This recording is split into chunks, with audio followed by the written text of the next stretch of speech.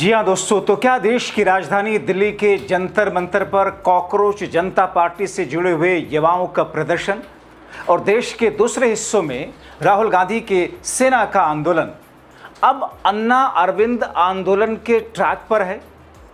क्या वाकई राहुल गांधी की टीम, जो अगस्त महीने तक देश में चारों तरफ से सरकार को घेरने का एक नया ट्रैक शुरू किए हुए है, और इस बीच में जंतर मंतर पर हर कोशिश सरकार के जो ख़त्म करने की, उसे हटाने की उनकी सामने आ रही है, उसको जिस तरीके से नाकाम किया जा रहा है, क्या ये टसल और बढ़ती हुई जा रही है? आखिर 29 जून को शाम होते होते जंतर मंतर का नज़ारा अचानक कैसे बदल गया, जब कई राजनीतिक पार्टियों के नेता वहां पहुंचने लगे? दोस्तों, आखिर वकीलों के एक हुजूम ने कैसे देश के आंदोलन को, सरकार के खिलाफ वाले आंदोलन को सपोर्ट कर दिया? विस्तार से दोस्तों आपको सब कुछ बताते हैं। अगले चंद मिनट मेरे साथ में ज़रूर रहें, क्योंकि यह खबर बेहद महत्वपूर्ण है। दोस्तों, मैंने आपको बताया था कि कैसे देश के युवाओं, छात्रों, देश के भविष्य के आंदोलन को कमज़ोर करने की कोशिश सरकार करती नज़र आ रही। किसान संगठनों की तरफ से जब इस आंदोलन को समर्थन देने का आह्वान हुआ, ऐलान हुआ, उसके बाद कैसे 500 किसानों को नज़रबंद कर दिया गया, किस तरीके से कोचिंग सेंटर्स, इंस्टीट्यूट और दूसरी जगहों पर युवाओं के आंदोलन में, यहाँ तक कि राहुल गांधी के राजस्थान वाले उस कार्यक्रम में पहुंचने से रोका गया था। इस बीच दोस्तों जंतर मंतर पर तस्वीर नजर आई जब लेफ्ट पार्टियां ने जंतर मंतर पहुंच करके युवाओं के प्रदर्शन को समर्थन देते हुए सरकार को चेतावनी दी। लेफ्ट पार्टी की बृंदा करात ने सोनम वांगचुक और अभिजीत दीपिके के साथ में मीटिंग कर इस लड़ाई में सरकार की तरफ से डाली जा रही बाधाओं को ध्वस्त करने और शिक्षा मंत्री के इस्तीफे के लिए और एनर्जी से लड़ाई लड़ने का ऐलान कर दिया।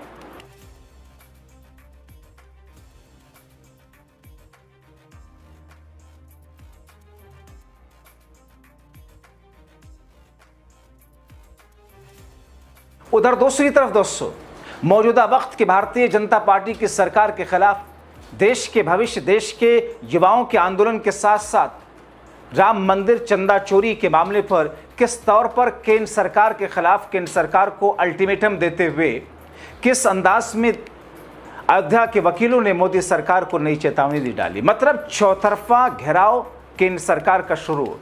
अगर चंपत राय, गोपाल राव और गोपाल मिश्रा 3 दिन के अंदर अयोध्या छोड़कर जेल नहीं गए तो पूरी अयोध्या ब्लॉक करेंगे, ऐसा वकीलों का आह्वान है। अब लोगों को समझ आ रहा है कि बीजेपी अयोध्या क्यों हारी। ये लूट तो शुरू से चल रहा था।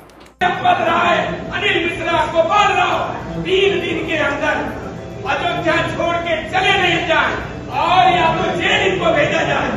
अगर ऐसी परिस्थिति नहीं होगी तो हम पूरा अयोध्या जाम कर देंगे, किसी को अयोध्या नहीं। दोस्तों, एक तरफ सोनम वांगचुक के जंतर मंतर पर अनशन वाला आंदोलन शुरू करते ही देश के युवाओं का उत्साह और बढ़ा। ऐसे ही युवा जंतर मंतर पर पिछले 5 दिनों से खाना पीना सब कुछ बातचीत त्याग करके शिक्षा मंत्री के इस्तीफे के लिए अड़े हुए हैं, लड़ाई लड़ रहे हैं। दरअसल ये जुनून है युवाओं के साथ छल करने वाली सरकार के खिलाफ लड़ाई का। कॉकरोच जनता पार्टी ने उस वीडियो को शेयर करके लिखा, ये लड़का लगातार 5 दिन से देश की शिक्षा व्यवस्था को ठीक करने के लिए बिना खाए पिए धरने पर हैं, अपनी बात लिखकर व्यक्त कर रहे हैं, बोलते तक नहीं है।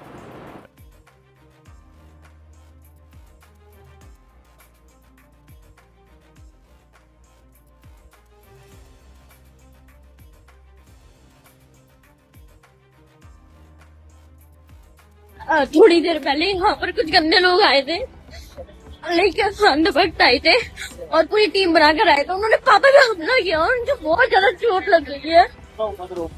आपसे भी रिक्वेस्ट है, प्लीज यहाँ पर आ जाओ, ताकि ये जो एक दो लोग है ना, आ जाओ। अब दोस्तों आप देखिए कि बजाय इसके कि सरकार युवाओं के भविष्य को सुरक्षित करने के लिए कदम उठाती, धर्मेंद्र प्रधान को तत्काल हटाती, मगर उल्टे अंधभक्तों की झुंड को भेज करके जंतर मंतर पर युवाओं, प्रदर्शनकारियों, उनके साथ में आंदोलन में सपोर्ट करने के लिए आने वाले उनके माता पिता पर अटैक करा रही है। 3 दिन पहले ऐसे ही अंधभक्तों के एक झुंड ने जंतर मंतर पर दलित परिवार के ऊपर अटैक करके उनका सिर फाड़ा था, मगर शाह की पुलिस हमलावरों के खिलाफ एक्शन तक नहीं ले रही। उन पर मामूली झगड़े की शिकायत दर्ज करके उनको छोड़ दिया गया।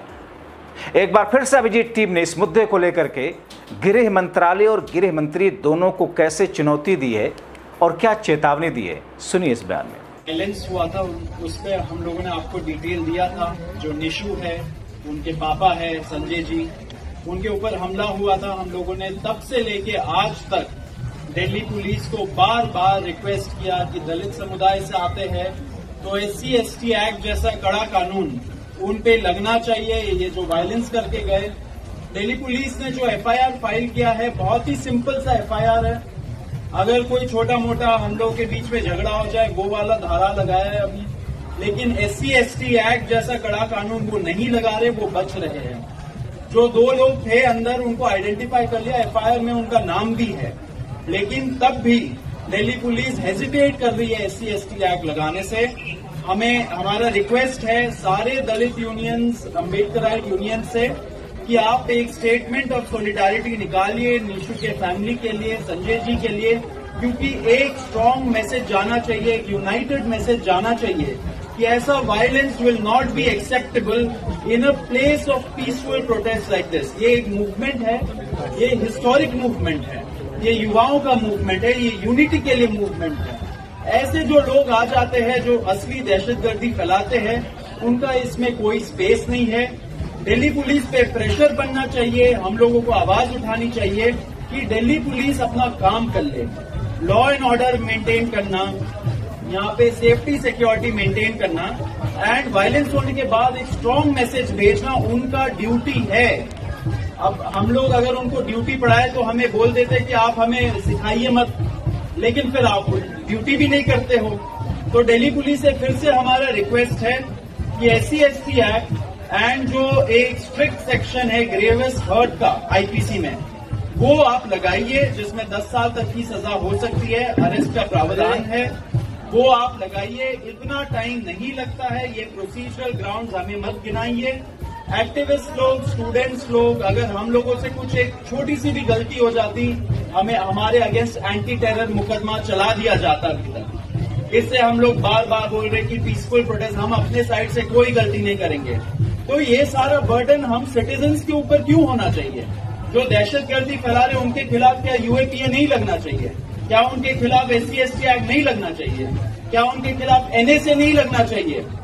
तो ये सारे कड़े कानून उनके ऊपर लगाइए। दिल्ली पुलिस से फिर से दरखास्त है कि आप करिए एंड लोगों को एक विश्वास दिलाइए कि दिल्ली पुलिस हम लोगों के साथ खड़ी है, पीसफुल प्रोटेस्टर्स के साथ खड़ी है, लॉ के साइड खड़ी है। ये नहीं कि जो गुंडे हैं जिनके ऊपर कुछ मिनिस्टरों का हाथ है, जो BJP RSS से उनको सपोर्ट है, उनके। दोस्तों, हैरानगी इस बात पर है कि सरकार अपने अड़ियल रवैये पर अड़ी है, जबकि दूसरी तरफ बेशुमार नीट पेपर की तैयारी करने वाले युवाओं की जीवन लीला समाप्त हो रहे हैं।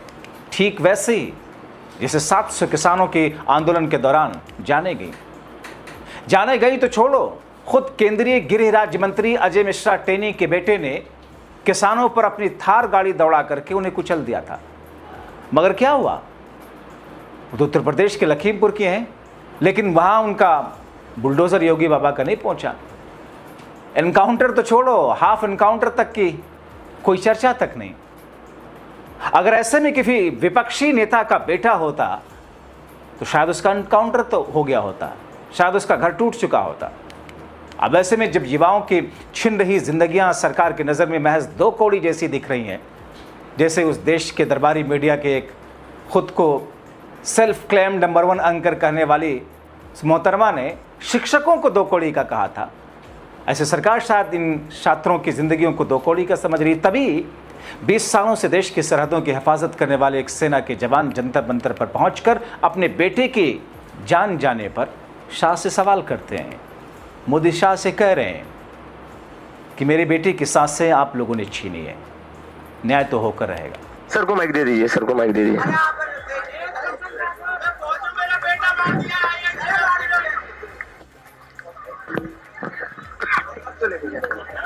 भैया मैं एयरफोर्स से रिटायर्ड फौजी हूँ, गाजियाबाद में रहता हूँ, गाजियाबाद एयरफोर्स के पास में। मेरा बेटा दही लेने 50 मीटर दूर गया था 28 दिसंबर 2025 को। आईआईटी की तैयारी कर रहा था। Chief justice of India Balakrishnan साहब और 4 मंत्रियों से अवार्डी है। 20 मिनट बाद जब मैंने फोन किया तो किसी ने बताया कि वो मरा हुआ पड़ा है नंदग्राम पर। मैं 6 महीने से घूम रहा हूं, मेरी मुश्किल से यूपी गवर्नमेंट ने मुश्किल से एफआईआर ली है और वो कोई कार्रवाई नहीं कर रहे, ना पकड़ के ला रहे, जबकि ये हत्या की गई है, खुल्लम खुल्ला हत्या की गई है। मैं प्रमाण दे रहा हूं। पकड़ना भैया जरा इसको। ये देखिए 100 मीटर पे हेलमेट लगा हुआ है, 200 मीटर पे हेलमेट लगा हुआ है, 400 मीटर पे हेलमेट लगा हुआ है, घटना से 200 मीटर पहले हेलमेट लगा हुआ है। ये देखिए गला दबाया गया, सभी देखिए मारा गया है उसको। और ये सड़क दुर्घटना बता रहे हैं यूपी की पुलिस, कोई कार्रवाई नहीं कर रही। मैं आपसे न्याय लेने आया हूं। बालाकृष्ण साहब चीफ जस्टिस ऑफ इंडिया से अवार्डी है बच्चा, असीम अरुण और कई मंत्रियों से अवार्डी है। मैं आपसे हाथ जोड़ के निवेदन करता हूं, मैंने फौज को 20 साल दिए, कारगिल लड़ा है। मेरे भाइयों मुझे न्याय दिलाओ, मेरे बेटे को न्याय दिला दो। मैं हाथ जोड़ रहा हूं आपके। सर हम आपके साथ खड़े रहेंगे और हम इस मुद्दे को उठाएंगे। आपने इस देश की सेवा की, आप इस देश के लिए खड़े रहे। अब हमारी जिम्मेदारी आपके साथ खड़ा रहना सर। हमसे जो भी होगा वो हम आपके लिए करेंगे सर। जो सरकारी अफसर है वो भी न्याय मांग रहा है अपनी बेटी के लिए। और अभी हमने देखा है हमारी जो एयरफोर्स के सर है, एयरफोर्स के पर्सनल है, वो भी न्याय मांग रहे हैं अपने बेटे के लिए। तो जिस सरकार की इतनी अंधभक्ति होती है, जिन लोगों के पीछे इतना हुजूम चल रहा है, वो किस लिए हो रहा है? अगर हमारे बेटे ही सेफ नहीं है तो, और जब उनके साथ कुछ हो जाता है तो ऐसे न्याय के लिए भीख मांगनी पड़ रही है। मतलब इन्होंने देश की सेवा करी है। जाहिर तौर पर एक के बाद एक इतनी सारी घटनाएं, मगर यह सरकार अपनी ही धुन में है और इसीलिए सरकार जानी भी जाती है। कोई फर्क नहीं पड़ता इस सरकार के ऊपर। उधर राहुल की सेना ने देश के अलग अलग राज्यों में मोदी शाह और धर्मेंद्र प्रधान के खिलाफ ऐसा हल्ला बोलकर रखा है जिससे देश के युवाओं को एक नई उम्मीद दिखने लगी।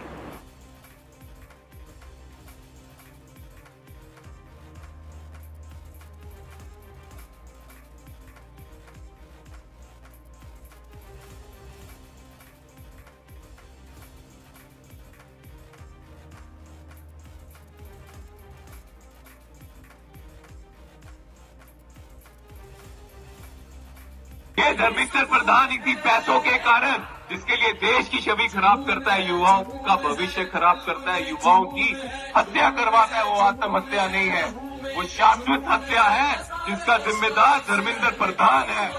तू अपनी गलतियों से भाग नहीं सकता। युवा जो है तेरा इस्तीफा लेके। तो फिर ऐसी स्थिति में आगे क्या? क्योंकि दोस्तों ये आंदोलन जो अभी तक युवाओं और छात्रों की तरफ से था, अब उसमें राजनीतिक पार्टियों के नेता खुल करके समर्थन देने के लिए आने लगे। सत्ता पक्ष तो ये कहेगा और दरबारी मीडिया ये कहेगा देखिए तो राजनीति का अखाड़ा बन गया। तो क्या गलत है? राजनीति है क्या?